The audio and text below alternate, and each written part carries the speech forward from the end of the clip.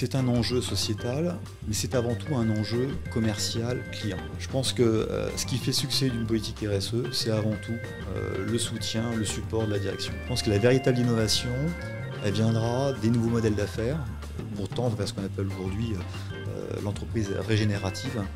On s'inscrit à des courses qui défendent des causes éthiques, des causes environnementales, des causes sociales.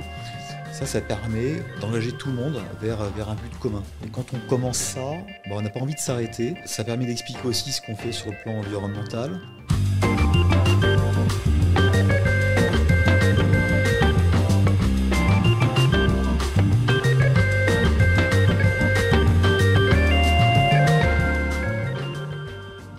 Bonjour à tous, je suis Laetitia Carle, directrice générale de Greenly France, et aujourd'hui je vous présente le podcast de LIF. Le podcast de Greenly a pour ambition de devenir une plateforme de référence dans le domaine de l'ESG, en offrant un espace de discussion approfondi pour les professionnels du secteur. L'objectif est de partager des perspectives, des stratégies et des expériences qui inspireront et informeront ceux qui travaillent dans l'ESG ou qui s'y intéressent de près. Aujourd'hui, nous recevons Grégory Bourgnaud. Bonjour Grégory. Bonjour Laetitia. Qui va nous parler du coup de la stratégie ESG de Big Ben Connected. Alors Grégory, je vais peut-être te laisser te présenter et nous dire un petit peu ce que fait Big Ben Connected et ce que vous proposez comme service. Avec plaisir. Merci Laetitia pour cette invitation. Ça fait 3 ans que je suis dédié à la direction RSE de l'entreprise Big Ben Connected, qui elle-même fait partie du groupe Big Ben. Big Ben Connected, c'est le spécialiste de l'accessoire pour smartphone en France et en Europe. Et le groupe Big Ben, auquel appartient Big Ben Connected, est également un des leaders du jeu vidéo dans le monde, sur l'édition de jeux, sur les accessoires gaming et sur l'audio connecté. Super, donc l'ESG a un grand rôle à jouer chez Big Ben Connected. Comment, toi, tu adresses tous ces défis au sein de Big Ben Connected? Comment tu mets la stratégie ESG au centre de ce que vous faites? C'est un enjeu sociétal, mais c'est avant tout un enjeu commercial client. Il faut être pragmatique. On a la chance ou la contrainte d'être dans un environnement client où on a des acteurs qui visent la neutralité carbone en 2040. Donc ça nous oblige également à nous aligner sur ces exigences de décarbonation. Et puis c'est aussi une opportunité de valoriser tous les efforts que l'on fait, que l'on entreprend depuis plus de 10 ans chez Big Ben Connected, qui touchent à la RSE et qui nous permet aujourd'hui de valoriser notre politique dans une proposition au client qui est extrêmement claire, qui est d'être le premier fabricant d'accessoires bas carbone. D'accord, et j'imagine que vous avez eu des défis dans l'implémentation de cette stratégie ESG, que vous en avez un peu au quotidien. Alors toi, quels sont les défis que tu rencontres dans ton métier et comment tu les surpasses? Alors, il y a plusieurs natures de défis. Il y a le défi produit, c'est comment on passe d'une activité d'accessoires principalement fabriqués à partir de plastique à des accessoires dont l'empreinte carbone est mesurée et basse. Eh bien, c'est avant tout à s'inscrire dans un temps long. Je pense que quand on fait de la RSE, on est avant tout dans le temps long, puisque les décisions, les actions qu'on prend à l'instant T, on en mesure les effets positifs que dans le moyen et long terme. Et ça a démarré il y a un peu plus de 10 ans avec la décision de réindustrialiser la fabrication des accessoires en France. Donc on a été le premier acteur sur la scène française à fabriquer des accessoires made in France, à commencer par des coques de téléphone. Et sans savoir, on était déjà dans la RSE à l'époque. Et depuis, on est fiers d'annoncer qu'une coque sur 4 est faite en France chez Big Ben Connected sous les marques Force, comme mon t-shirt, et sous les marques Big Ben. Comment vous conciliez cet objectif, donc ce long terme, comme tu viens de le dire, avec des objectifs court terme, de coûts, de compétition? Comment on peut concilier tout ça pour que ça marche? Je crois qu'avant tout, c'est valoriser tous les efforts de la RSE dans la proposition de valeur de l'entreprise. Je pense que si on approche la RSE sous le prisme de la conformité et donc de la contrainte réglementaire, je pense qu'on est dans la politique des petits pas. Si maintenant on fait de la RSE une opportunité de se différencier sur le marché, d'aller plus loin que la concurrence, et puis de défendre avant tout des convictions personnelles, qui existent au sein de l'entreprise. Il y a des gens qui sont plus actifs sur la cause environnementale. C'est une opportunité de valoriser ce qu'on fait. Et le premier enjeu, c'est de marketer la RSE dans la proposition de marque des produits du groupe. Et comme je l'ai rappelé, la promesse, c'est des accessoires bas carbone. Et donc à partir du moment où cette promesse est valorisée auprès de nos clients, il est beaucoup plus facile d'investir économiquement et d'investir dans le temps sur la réindustrialisation. Il est beaucoup plus facile d'investir sur la réindustrialisation en France de nos activités, sur l'emploi de matériaux recyclés, puisque je le rappelle, aujourd'hui, le marché des accessoires mobiles dans le monde, c'est plusieurs milliards d'objets. S'il se vend à 1,4 milliard smartphones chaque année, c'est plusieurs milliards d'accessoires, avec des coques, des chargeurs, des câbles, des supports, des écouteurs, des casques. Donc on a une vraie responsabilité sur ces milliards de tonnes de plastique que l'on répand sur la planète chaque année. Et si on n'y prend pas garde, c'est avant tout le 7e continent de plastique qu'on vient nourrir année après année. Donc quand on est leader, on a une responsabilité. Et si on a des convictions, on va plus loin que les autres. Donc c'est le circuit court avec le Made in France, c'est l'emploi de matériaux recyclés à la fois dans les produits, à la fois dans les packaging. C'est la préférence à des transports bas carbone. Aujourd'hui, plus de 50% des produits qui transitent depuis la Chine vers l'Europe utilisent les bateaux versus l'avion, qui, comme on le sait, a un coefficient de gaz à effet de serre de x100. C'est au moment de l'utilisation des produits, avoir des chargeurs qui sont beaucoup plus économes en énergie pour recharger les batteries des téléphones. Et puis, c'est une approche de la fin de vie des produits qui passe avant tout par la collecte et le recyclage systématique des produits. Et on a mis en place d'ailleurs un service qui s'appelle la recyclerie et qui permet à tous les clients de nos produits de nous renvoyer à nos frais, c'est-à-dire gratuitement pour eux, leurs coques, leurs chargeurs, leurs câbles usagés, pour que ce produit, s'il est en bon état, puisse retrouver une seconde vie, ou alors être recyclé pour refabriquer des accessoires ou d'autres objets usuels du quotidien. Super, tu viens de citer énormément d'initiatives ESG que vous portez chez Big Ben Connected. Moi, je suis intéressée de savoir un petit peu comment ça se passe en interne quand il y a un conflit entre une initiative que tu as envie de porter sur la direction de l'entreprise et d'autres départements, donc soit aux produits, à la finance, au marketing, où ça rentre en friction avec justement leur stratégie et leurs objectifs personnels. Est-ce que tu as un exemple d'initiative que tu as essayé de porter où tu as eu des obstacles à surmonter en termes de politique interne ? Alors, je pense que les obstacles, on en a à chaque projet qu'on porte sur la RSE parce que c'est un domaine qui est nouveau. Donc à chaque fois, on apprend en marchant. Je pense que ce qui fait succès d'une politique RSE, c'est avant tout le soutien, le support de la direction. Si cette politique RSE n'est pas encouragée au niveau de la direction de l'entreprise, on ne va pas se mentir, il y a quand même très très peu de chances de succès qu'on aille très très loin dans le domaine. Donc la règle numéro 1, c'est avant tout d'avoir le support de la direction, d'avoir un sponsor du board le plus convaincu possible. Ensuite, j'allais dire, c'est beaucoup de sensibilisation, de pédagogie, d'explication pour expliquer à tous les collaborateurs de l'entreprise à quoi leur travail, les efforts, ce qu'on va leur demander de produire en plus par rapport à leur périmètre d'activité, va permettre de gagner au niveau de l'entreprise et au niveau également de leur fiche de poste. L'idée, c'est d'ouvrir un petit peu le regard de chacun sur les impacts qu'ils ont à leur niveau, au quotidien, sur l'environnement, sur le social, sur la gouvernance d'entreprise, et que d'une manière ou d'une autre, ça apporte un peu plus de sens à ce qu'ils font. On est tous responsables. On est tous responsables. Et je pense qu'il n'y a pas de frontière entre ce qu'on est dans sa vie professionnelle que dans sa vie personnelle. Je pense que c'est là où ce qui se passe dans la vie personnelle est très très riche pour la sphère professionnelle. C'est ça qui forge les convictions et qui aide les entreprises à aller beaucoup plus loin parce qu'elles sont avant tout portées par la force de conviction des individus.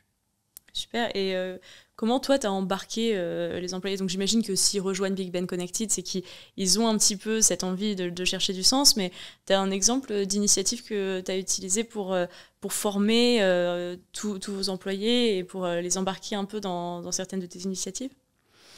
Oui, alors à deux niveaux. Il y a celui de, comme je l'ai rappelé, de faire le marketing de la RSE pour que vis-à-vis du client, on ait une différenciation commerciale, produit, de marque. Et puis sur la sensibilisation des collaborateurs sur les risques et les crises climatiques. Sur la sensibilisation, ce qu'on a mis en place, c'est le programme The Week, qui se déroule, comme son nom l'indique, sur une semaine, en 3 sessions, avec des vidéos d'1 heure qui sensibilisent sur les crises, les enjeux, les risques climatiques, en jouant sur l'émotion. Et comme on le sait, si on veut faire bouger les individus, il faut aller chercher l'émotion, parce que c'est là où on vient travailler les gens sur ce qu'ils ont de plus sensible en eux, et qui peut faire déclencher, produire des déclics où il y a une prise de conscience, et ce qui n'était pas compris sur le plan environnemental, tout d'un coup devient une évidence, et comme je le rappelle, à la fois dans la sphère professionnelle et à la fois dans la sphère personnelle. Ça, c'est sur la sensibilisation collaborateur. Sur le plan du marketing de la RSE, je pense que ce qui a vraiment marqué des points, c'était de réaliser l'analyse du cycle de vie de nos produits pour afficher l'empreinte environnementale, l'empreinte carbone de nos produits. Parce qu'à partir de là, on a compris plein de choses. Et finalement, la RSE est devenue une science beaucoup plus digeste, beaucoup plus claire, parce qu'on a compris comment s'articuler la vie de nos produits. C'est le principe de l'ACV, normalisé ISO 14040-44, je le rappelle, parce que c'est la seule norme qui permet d'analyser en multicritères les impacts du produit, qui trouve son inspiration dans le PEF, dans la norme PEF. L'ACV nous a permis de comprendre tous les impacts de nos produits à chaque étape clé de son cycle, depuis l'extraction des matières premières, sur la façon dont les produits sont fabriqués en usine, sur les modes de transport, sur l'utilisation du produit et enfin sur sa fin de vie. Et à partir de là, ça nous a posé de vraies questions sur la manière dont on concevait les produits pour passer d'un mode traditionnel de conception, de design de produits à un mode totalement éco-conçu. Et aujourd'hui, 100% de nos produits sont éco-conçus et s'articulent autour de tous les axes du cycle de vie des produits. Et ce que ça a créé chez nos clients, c'est qu'on a été les premiers à afficher l'empreinte carbone des produits. Et là, tout d'un coup, ils ont trouvé l'information extrêmement utile, parce que nos clients, qui sont des entreprises du CAC 40 ou des grosses ETI, donc des distributeurs, des opérateurs, ont trouvé dans nos produits une donnée qu'ils ne trouvaient nulle part ailleurs, qui est l'empreinte carbone, et qui leur permet d'ajuster, de calculer au plus réel leur bilan carbone. Et comme on le sait... Scope 3, le fameux Scope 3. Et la RSE, c'est plein d'acronymes, c'est plein de conformités. Moi, j'aime utiliser des images pour que les gens comprennent beaucoup mieux que toutes ces lettres qu'on appose les unes derrière les autres et qu'ils parlent qu'aux experts du sujet. Moi, j'aime bien comparer le bilan carbone à la poubelle environnementale des entreprises. Quand on dit poubelle, les gens comprennent un peu mieux. Pourquoi ? Parce que le bilan carbone, c'est 3 scopes, 1, 2, 3. Et finalement, ça rappelle la façon dont on doit trier ses propres déchets ménagers à la maison. Le scope 1 et 2, c'est les émissions directes, comme tout le monde sait. C'est facile. C'est là où on peut avoir des progrès de décarbonation assez rapidement. Mais le scope 3, on se rend compte que, comme ce sont des émissions indirectes, ça ne dépend pas totalement de nous en tant qu'acteurs économiques. Ça dépend de la chaîne d'approvisionnement, à savoir nos fournisseurs, nos prestataires, et la façon dont on va les trier, c'est le cas de le dire. Et pour bien trier ces achats du scope 3, il faut savoir ce qu'on achète. Et pour savoir ce qu'on achète, il faut connaître l'empreinte carbone de ces produits. Et alors, vous, chez Big Ben Connected, comment vous vous assurez, comment vous gérez cette chaîne d'approvisionnement? Comment vous assurez qu'ils aient les mêmes standards en termes d'émissions carbone, mais pour tout le reste de l'ESG aussi? Comment vous gérez votre chaîne d'approvisionnement? Comme on fait des produits haut de gamme, avec une exigence forte sur la qualité, la qualité appelant à la durabilité, et que notamment la marque Force a une proposition de valeur qui est la garantie à vie des produits, eh bien on a rehaussé toutes nos exigences environnementales, sociales. Donc quand on qualifie une nouvelle usine, un nouveau sous-traitant, on lui administre un questionnaire RSE. On fait des audits au niveau des usines et comme on connaît aujourd'hui assez bien le milieu industriel en Chine, en Europe et en France, on sait vers quel acteur se tourner par rapport à la qualité qu'on attend des produits. Et donc, on a là aussi un programme de sensibilisation vis-à-vis de nos fournisseurs, de notre chaîne d'approvisionnement, pour que ces gens-là, qui sont avant tout des partenaires, comprennent pourquoi on va les tirer vers le haut sur la qualité et sur la durabilité. Vous les faites quelque part un peu gagner en compétitivité parce qu'en répondant à vos standards à vous, ils répondront à des standards exigeants d'autres clients. Absolument. Quelque part, quand on travaille avec Big Ben dans notre univers, c'est une façon, quelque part, de se préparer à la CSRD pour toutes les usines qui sont en Chine et qui vont avoir de plus en plus de cahiers des charges exigeants sur tous les volets de l'ESG. Nous, on a pris de l'avance par rapport à ça. C'est ce qu'on explique à nos usines. C'est que, certes, ça demande un petit peu plus d'efforts, de temps, de moyens consacrés, notamment quand on leur demande de nous répertorier toute la liste des matériaux pour faire nos propres ACV. C'est du temps gagné sur l'avenir. Encore une fois, c'est du temps long. Mais c'est de la compétitivité, de la productivité qui est gagnée demain pour eux. Vous parlez beaucoup de la Chine, c'est vrai que quand on pense à la durabilité, on pense au Made in France, etc. Et pourtant, vous avez beaucoup de suppliers, de fournisseurs en Chine. Est-ce que ça impacte beaucoup? Il y a ce coût du transport, ce coût en carbone du transport. Qu'est-ce que vous pensez de vos fournisseurs chinois et est-ce qu'ils sont sensibles à la question ou c'est vraiment vous qui les poussez à ça? Alors, nos partenaires chinois sont pas forcément plus durable que nos partenaires français. Et j'en veux pour preuve qu'aujourd'hui, quand on fabrique en Chine, on dépend du mix énergétique du pays, qui est fortement carboné, alors qu'en France, comme on le sait, on a des énergies bas carbone avec le nucléaire. Donc, tout ça également favorise le fait d'accélérer la réindustrialisation en France. Ensuite, on a le transport. Même si on utilise principalement la voie maritime, ça reste de toute façon une empreinte carbone plus élevée sur la phase de transport que lorsqu'on le fait en France, où on est à moins de 300 km en moyenne de n'importe quel point de vente depuis notre entrepôt logistique et depuis nos partenaires industriels en France. Merci beaucoup. Et on parle aussi dans la CV, donc pour aller de l'autre côté de l'analyse de cycle de vie, sur la fin de vie. Comment vous contrôlez ou comment vous vous assurez que la fin de vie de vos produits soit la moins carbonée possible? Ça, c'est vraiment un sujet d'avenir et c'est un enjeu qui est majeur dans le comportement du consommateur. Puisque même si aujourd'hui, on a été les premiers à proposer la recyclerie qui est un service qui permet à tous les consommateurs de nos marques de nous renvoyer leurs produits usagés. Ce n'est pas encore dans les habitudes de consommation des clients, des Français, des Européens. Il faudrait remettre les services de consigne qu'on a connus il y a plusieurs dizaines d'années de manière obligatoire. Il faudrait récompenser ce geste-là. On y réfléchit. Il faut trouver aussi le modèle économique pour rétribuer ce geste environnemental et citoyen. Mais c'est un jeu qui prendra du temps. Même si aujourd'hui, on se conforme à toute la réglementation française et européenne à travers la D3E et d'autres éco-organismes, je pense que c'est avant tout un sujet qui, comme je rappelle, prendra du temps parce qu'il faut changer les habitudes. Et pour changer les habitudes, il faut donner aux consommateurs une bonne raison de le faire. Et il n'y a pas que la conscience environnementale qui suffit. Il faudrait rémunérer d'une manière ou d'une autre le consommateur.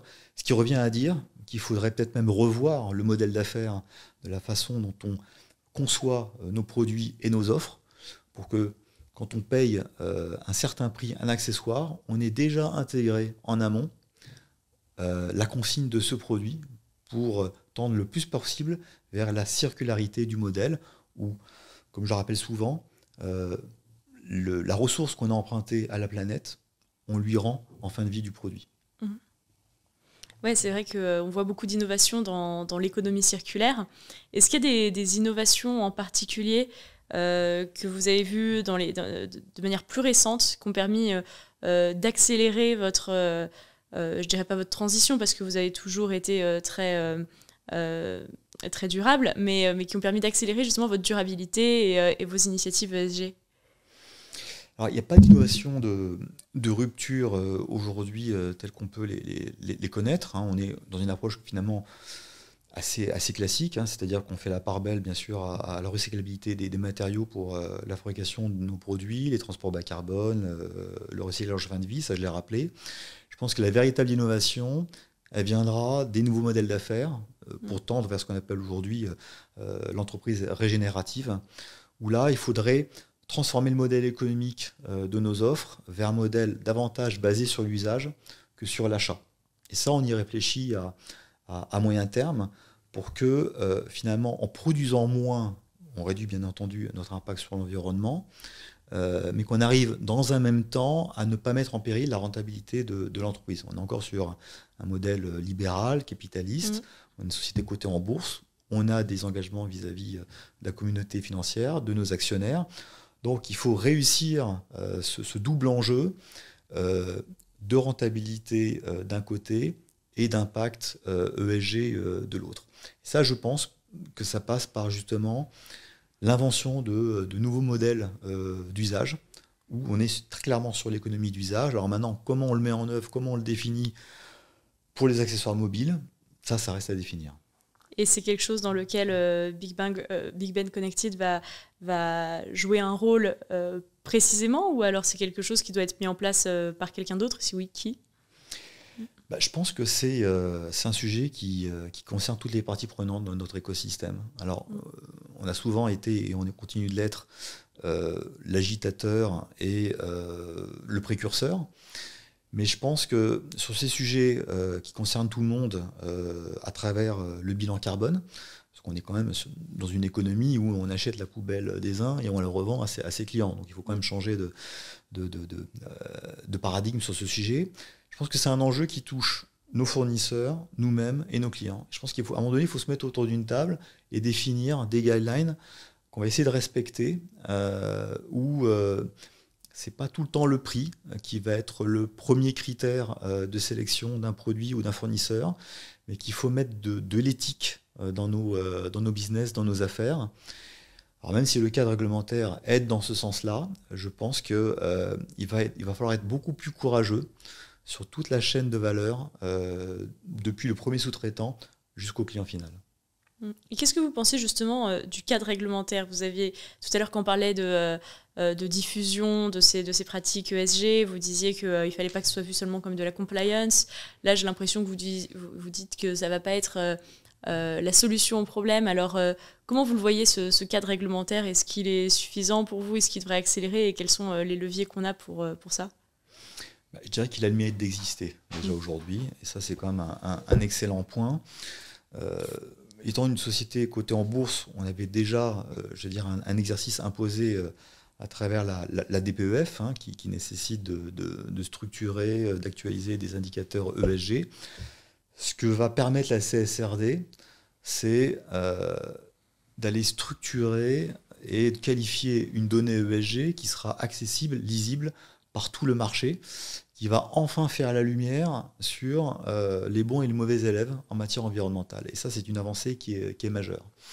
Elle permettra à moyen terme, ça c'est ma vision des choses, de mettre en place, en tout cas d'influencer un cadre fiscal qui, je le souhaite, permettra de rétribuer les bons élèves sur l'ESG versus les mauvais élèves. Et là, on pourra commencer à parler d'une économie plus juste, plus équitable, qui rétribue les investissements sur l'ESG, qui, comme je le rappelle, s'inscrivent dans le temps long et permettront de limiter les impacts des activités des acteurs européens sur le territoire européen.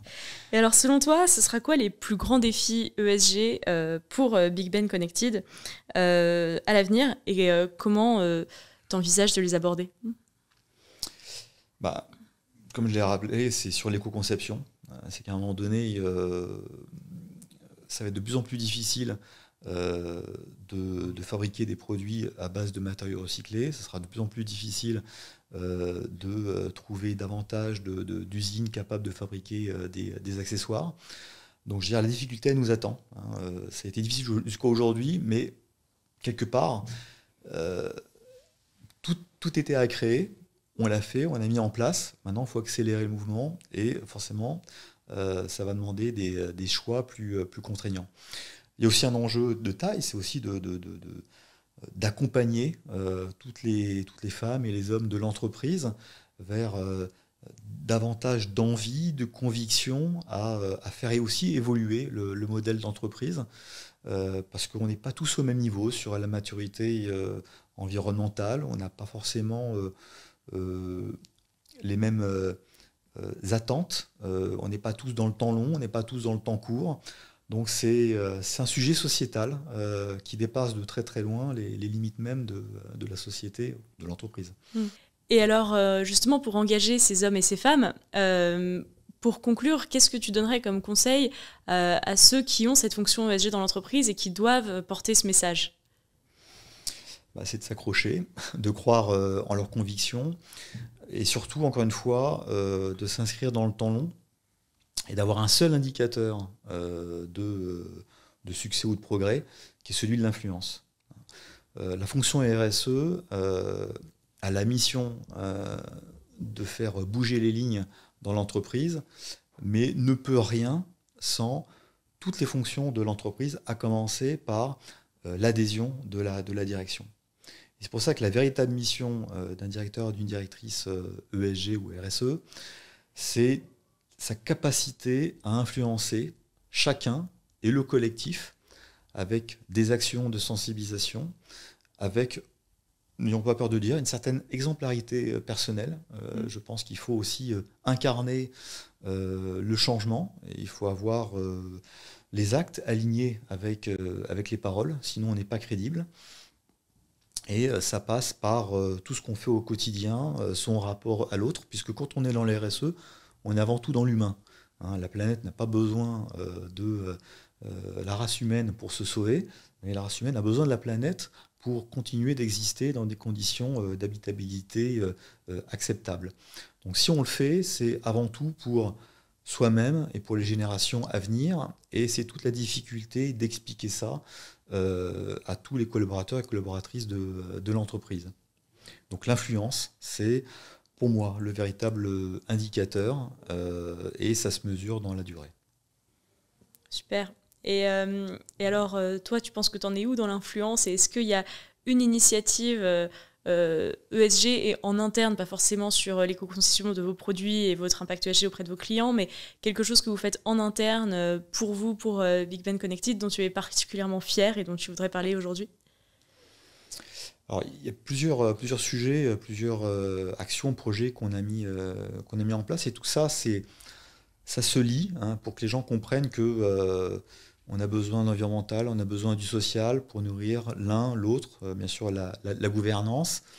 On parle beaucoup d'environnement, beaucoup moins de social, mais on a besoin justement de ce lien social dans l'entreprise pour faire bouger les enjeux environnementaux. Donc je pense que de créer des rendez-vous dans l'entreprise autour de causes avec le sport. On a créé notamment un club de running. C'est pas innovant en tant que tel, mais on s'inscrit à des courses qui défendent des causes éthiques, des causes environnementales, des causes sociales. Ça permet d'engager tout le monde vers un but commun. Et quand on commence ça, on n'a pas envie de s'arrêter.